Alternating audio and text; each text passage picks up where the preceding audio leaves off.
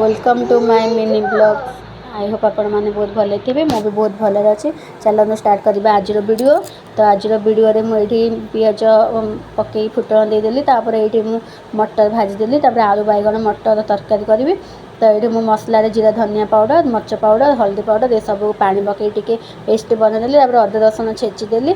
तापर ये मुझे प्रेसर कुकर पकईकी बसईकि प्रेसर रे मुझे मसला मसली देदेली। मसला मसली घाटा घाटी करके तो कषापी छाड़देली। कषि हो सारा पर ये पानी देदेली। तो पानी दे सारा सीटी दुईटा सीटी लगे छाड़देली। दुईटा सीटी हो सारा बंद करदेवी। से समय भितर मोर भात भी हो जाता भात भी चिमटा लगेदेली गाड़ापी। तो ये पर्यटन मो वीडियो को लाइक सब्सक्राइब करना जब निश्चिंत कर दिंतु। मोर पूर्व वीडियो बहुत सारा भल पाइबा देता आपको बहुत बहुत धन्यवाद। तो ये वीडियो को भी मोर बहुत सारा भल पाइबा दिंतु और शेयर करूँ लाइक करूँ सब्सक्राइब करूँ।